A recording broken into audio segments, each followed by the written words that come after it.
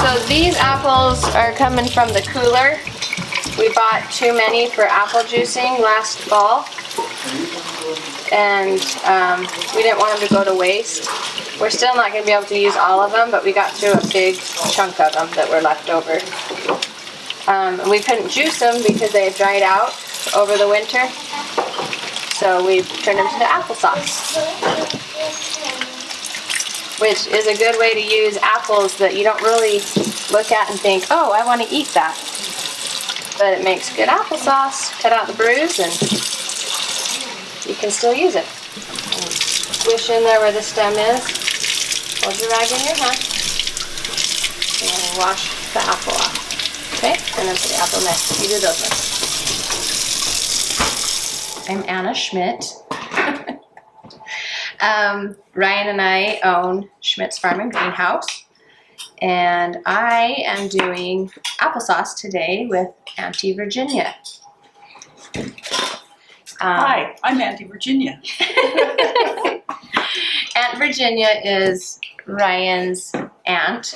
Those of you who know Richard, this is Richard's sister. Richard and Virginia grew up in the red-brown brick house next door to the greenhouses. So, yeah, this is family, and in our family, this is what family does for fun. We work, and we can.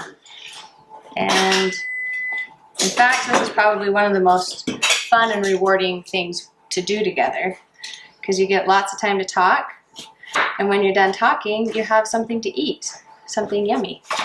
So it's awesome.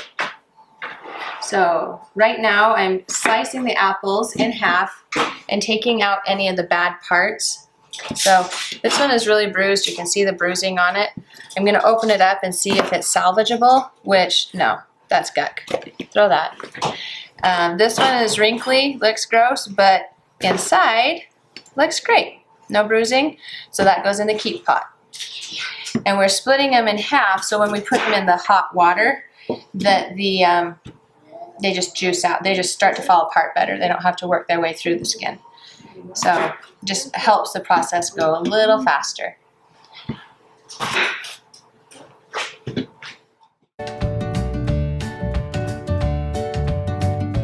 Set the oven to 175, and we're going to put the bottles in there because the bottles need to be clean and hot before we put the fruit in them. So this is hot packing. Like the fruit's going to be hot, so the jars need to be hot. So we'll put those in there and just let them sit and heat up while we get the fruit ready to go, and then the hot fruit will go in the hot jars and we'll put it in the hot water. Yeah. Maybe we can put one more in there. One more matters. Yeah, or two. Let's see it. Fill in all the nooks and crannies, because otherwise that's you'll be here a long time. See, that one's got to be that cranny. So it seals. That way the steam comes up and cooks it. Sweet. All the way. Now, have you got water in it? No. How much water? Just up to maybe here so you can see it. So you can see it down through the apples? Uh-huh. It doesn't need a whole lot. It doesn't have to be up here, but down to about there. Okay. All right. So about there, I think. I can see it down in there. I don't know if you can see it. The water down in there.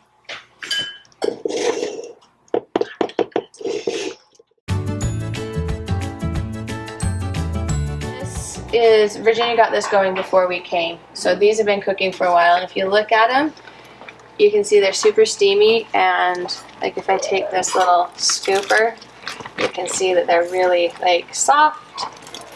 Like that, the spoon just went through that apple. Let's see, there's another one. So they are ready to juice, and well, not juice, what's the word I'm looking for? Sauce? Yeah, we're ready to sauce these ones. Are pretty dang close. So then while these are cooking, you want to get your lids. This is just water. We'll turn this on. But while we get this juicing, we'll put our lids in there and get them nice and hot so that the glue on the ring, this needs to heat up. Rubber, sorry. the rubber on the ring needs to heat up so that when everything is hot and it sits together, as it cools, it will seal the jar. But it needs to be hot. Everything's hot. We're all hot. We're hot. This is just another way of adding flavor or not. You don't have to. No, most people don't, but I just saw this on the internet. So I thought, oh, give me that spoon, okay? I would do that and then get that rind down in the juice to cook, and that lemon flavor kind of goes through the whole thing. Should we put some in here? Yeah, let's do it. I like it.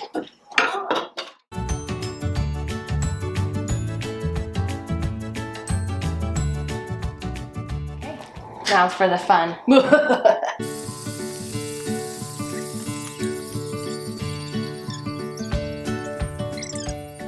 Okay, now get all of this used and put through, and then take it up and put it through a second time, and then it makes it that much thicker. You get real good stuff.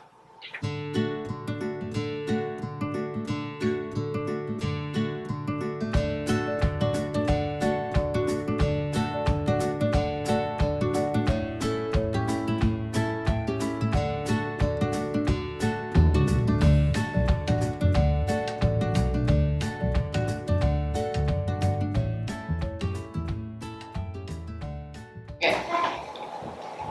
That's hot. Hot, hot. Am I making it? Yeah. And in it goes. That's really hot.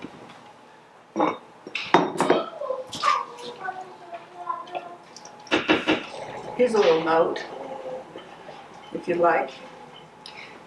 You can get your applesauce as thick or as loose as you want, depending on how much juice you put in when you're squeezing them. So if you want to, you drain them more, and that's thicker, or you can get juice in it. Okay, so we have 3 different sweeteners. We have sugar, agave, and honey. And I guess I'll tell Aunt Virginia's story. When she was bottling with Aunt Rosemary, we talk about her a lot. She's the oldest of the siblings, of Virginia's siblings. She was a huge canner. Anyway, she said, you make it so that people will eat it. Those are my shoes. Okay, it'll be okay. So you want to make your applesauce or anything you're making for your family so that people will eat it. You can cut back on the sugar, but it might not taste as good, and then it sits on your shelf, and that's a waste of time. So we suggest putting 1 cup of sugar for a gallon of applesauce, or 3/4 cup of agave or honey per gallon, just because they're a little more intense on the sweetness. And know that it depends on the apples, how sweet the apples are, taste it, and do it to your taste and your family's taste. Yep. Now, Lemon juice. What do you suggest for a gallon? do 3 tablespoons. Okay. No, do 2 tablespoons. 2 tablespoons. This is a fancy little dish. 1, 2. Okay, another thing that they had to do is like a little bit of salt. Now, I've never before done this, but Aunt Virginia, what is this? Aunt Virginia, what is this? it's a timer.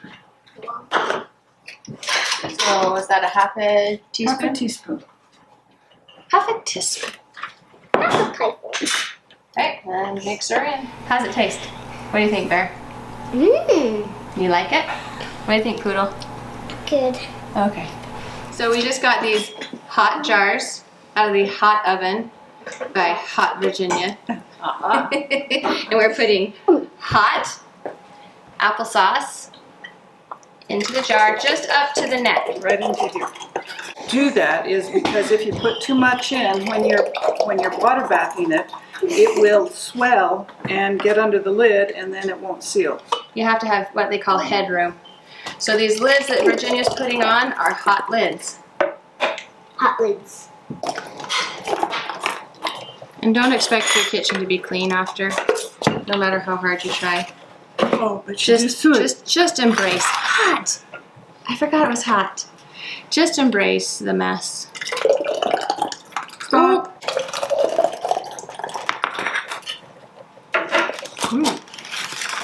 Sweet applesauce under it. Yum. Where's my fat lid? Dang. Just enough to sample what's left in the bottom. Okay, so now this is all the juice, the water from the bottom of the apples. So we're gonna run it through a strainer. Yeah. What is that one? Almond noodles. Almond noodles. And then what's left in the strainer we'll dump in to go through the applesauce, and then the juice will drink, because it's good. You want to always have a rack in your kettle or something that lifts it up. Sometimes it's a basket that will hold your box and then you can put them in.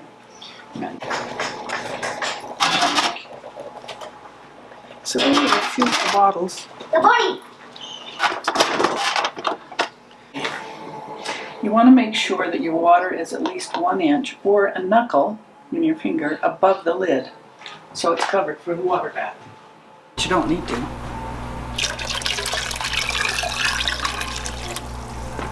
Okay. Okay.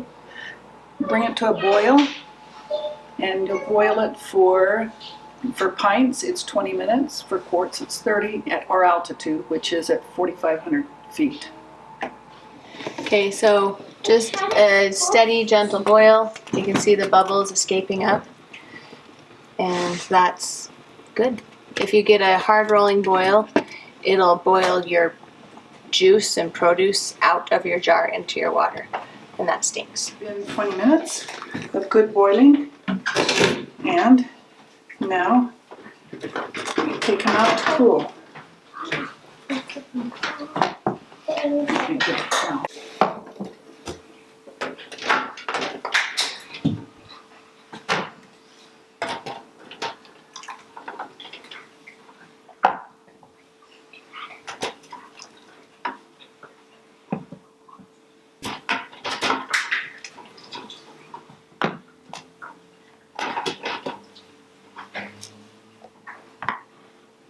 You want to leave a space in between the bottles so that they can cool faster.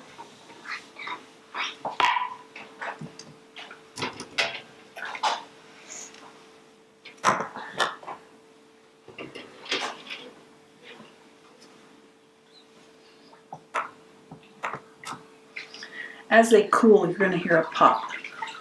And that's when it cools, it shrinks down, and it will pull the lid down, and it seals.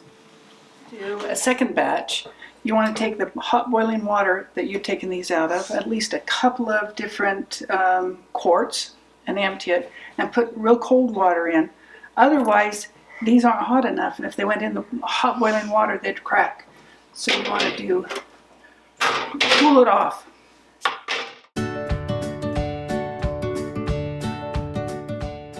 Go ahead. So the pitcher is it's a good size. It's a good size. You measure it so that you know, not 4 liters, but Yeah. 4 cups. This is good. Something that tells you what you're measuring. Like a gallon size is a great size, and then it needs to have a pour spout on it so you can easily pour it out. Yes.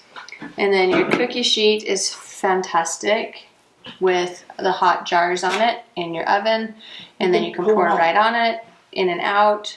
You know, this is just super convenient on there. Hot pads, always a must. We didn't get those out, but you want hot pads. I have pretty ones. Oh, those ones are pretty, very pretty. And you need hot pads. Pretty hot pads, Yes. because you're going to be dirty all day long. So pretty Sticky. hot pads. Oh, another thing to know, if you have an aluminum cookie sheet and a white countertop, make sure you put something underneath because it leaves black stains. And you come off, but you have to scrub. Yeah. So that's just a first side. And then funnel. so that as you're pouring, makes it easy without gooping all over. What it does is it keeps the rim clean, which you want to make sure you clean. If it gets dirty, then you need a rag that you clean it off that doesn't clean anything else. Yes, no bacterium. So yeah, and then rings to go on, and lids. These obviously are regular mouth lids, won't fit this size, but then you have the wide mouth lids that will obviously go on the large jars. So just make sure you have the right size lids and rings. Okay. And then You want to have, after you've boiled your apples, which you can do in any size pot that you have, the bigger the better. After you've done that, you need something that you can lift it out with that will let the water run through it. So it's whatever you have there. yeah, and then as you put it through the food strainer, you need something obviously to catch it, and it's always helpful to have two things because once that gets full, you just want to switch it out and dump that, and you can just keep going. One of the worst things, I mean, you do have to stop, and sometimes you stop and do a little bit of a cleanup, but it's really nice if you can just keep things rolling.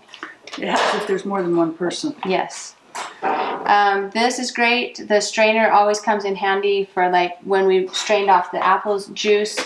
After we've emptied all of the apples out of the pot that we've cooked them in, there's the juice, the water that we put in, and the juice from the apples. We strain that, and we keep the juice because it's really tasty. Yep. Then once the jars are full, This is really a handy tool to lift up the lids out of the hot water. Some people use forks. If you don't have it, it's okay, use a fork. But this is really easy. It picks up one lid and you can put it on. So this is a tool that's great. if you're going to invest in any tool, I would say this. And that. These two, like everything else you can just use like kitchen supplies. Oh, and this. Oh yes, yeah. It's a bunny. But you can use just your kitchen supplies, but these are universal tools for any canning that you do, anything. This, Apple juice and tomato juice. yes, and apricot nectar. Apricot nectar, you're right.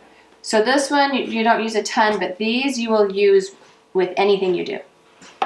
Okay. And then that. And then racks, anything that lifts your jar off the bottom of your pot. This is an ancient one. I'm sure my grandmother must have used that. But that keeps the bottles from being direct on the heat, which will make them explode.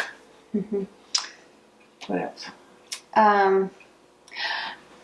Maybe silly, but Oh, these little rubber mats, yeah. wherever you're standing for a long time, they'll save your back. Another thing is that it helps if your countertop, you can't hook onto a countertop. We got this from somebody that put in new countertops, and this is the sink cutout. So we can put it on and we can hook the food Strainer. food strainer here. And then after it's done and the bottles come out of the pot, then it's a good place to put the bottles on here so you don't damage your countertop. That's pretty much it. You can also, if you are doing a lot of big canning and you have a camp like a cook stove, a camping stove, those are great so you can process them outside while you're still cooking inside and like boiling apples or whatever on your inside stove. You can process on That's something that's really nice to use. But really, you don't have to have a ton of fancy materials. This really would be my first investment. And then from there, pots. Yep. And just whatever you use in your kitchen. Something that you can cook the fruit in, and also something you can do the water bath in. Yep. So. And it's so much fun. And when you eat it, you're like, I made this.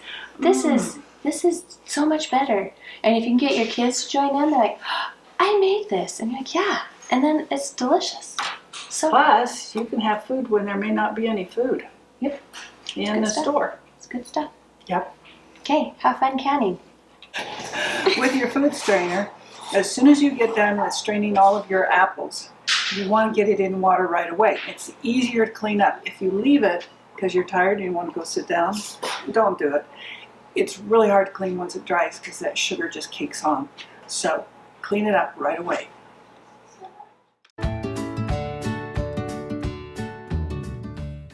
Flavor. You also can add cinnamon to your applesauce. Now it darkens it, but some people really like that cinnamon apple pie flavor. And I guess you can add citric acid to the apple sauce, which will help it from going brown. You know the lemon juice will do that? Oh, yeah, because it's citric acid. Right. I'm proud of you. We're fountains of knowledge, aren't we? Don't be blinded by my light that just came on.